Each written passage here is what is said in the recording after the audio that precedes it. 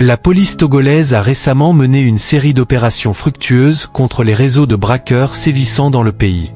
Plusieurs individus présumés coupables de braquages violents sur les axes routiers et de stations-service ont été arrêtés ces derniers jours. Ces coups de filet réussis démontrent la détermination des forces de l'ordre à lutter contre ce fléau qui sème la panique au sein de la population togolaise. Malgré les tentatives des malfaiteurs d'échapper à la justice, notamment en ayant recours à des pratiques occultes, la police a su déjouer leurs plans et les remettre derrière les barreaux. Voici le communiqué de la police nationale sur les faits. La brigade de recherche et d'investigation de la Direction générale de la police nationale a mis la main sur 3 présumés braqueurs. Ils attaquent à main armée les stations-service situées sur les axes Anéo-Aépé et Tsévié-Sokodé. Il s'agit des nommés Tekudjo Sesem, togolais âgé de 43 ans, demeurant à Notse.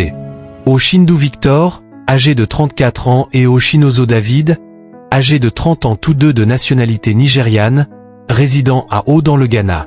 Tout est parti de l'exploitation d'un renseignement qui a conduit à l'interpellation le 25 juillet 2024 du nommé Tekudjo Sesem. Les informations obtenues suite à son audition vont permettre d'interpeller ses complices Oshindu Victor et Oshinozo David. Des confrontations entre ces 3 suspects, il est ressorti qu'ils font partie d'un réseau de 6 individus dont une femme nigériane, pour la plupart repris de justice. Ils ont été auteurs de 5 faits criminels au cours des mois de mai, juin et juillet 2024. Sous la menace d'un pistolet de fabrication artisanale, ils ont opéré dans un domicile, dans une quinzaine et dans 3 stations-service. Leur mode opératoire consiste à cibler des lieux où ils sont convaincus de trouver de l'argent, notamment des stations-service ou des quinquas. Nuitamment, ils y font irruption, tiennent les occupants en respect avec leurs pistolets, les ligotent et les bâillonnent. À l'aide des barres à mine qu'ils tiennent, ils défoncent les portes et même les coffres forts pour s'emparer des numéraires et des objets de valeur qui s'y trouvent. Ces malfrats ont ainsi attaqué le 6 mai 2024, la station-service Zéné à la sortie nord de la ville de Tsévié où ils ont emporté environ 8 millions de francs. Le 17 juin 2024, ils étaient dans un domicile à Kapessi, dans la préfecture des Lacs, où ils ont tenu en respect une famille et ont dépouillé les membres de plusieurs téléphones portables, de numéraires et de bijoux. La nuit du 16 au 17 juillet 2024, ils ont consécutivement cambriolé une quinzaine à Aménieran, préfecture de Vaud, et ont braqué la station d'essence Yateco à Aépé, préfecture de Tabligbo, où ils ont pu emporter une somme d'environ 800 000 francs.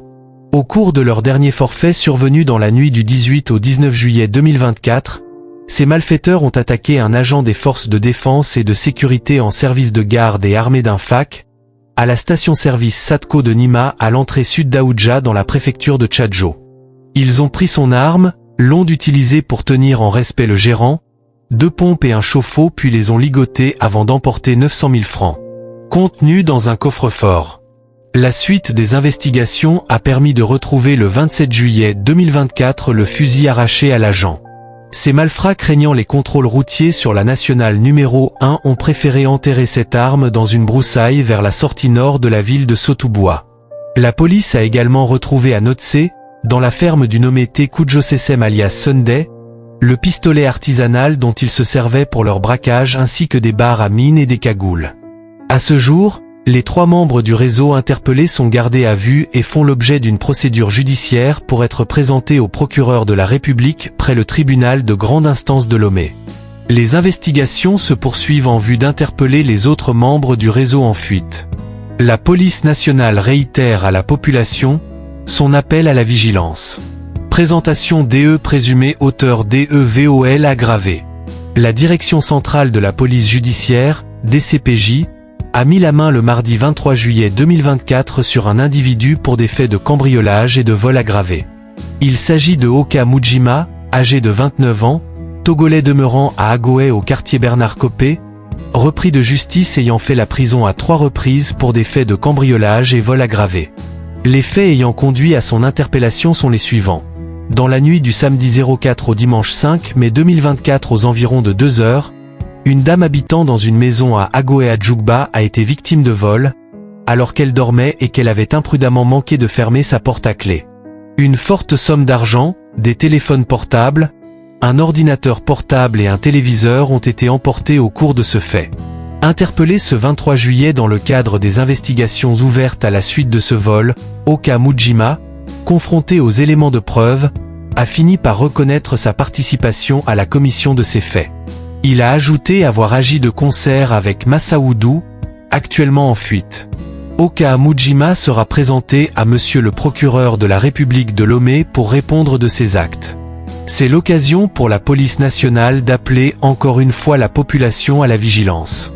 Elle l'invitait à avoir le souci constant sa propre sécurité celle ses biens, en sécurisant les issues de ses lieux d'habitation.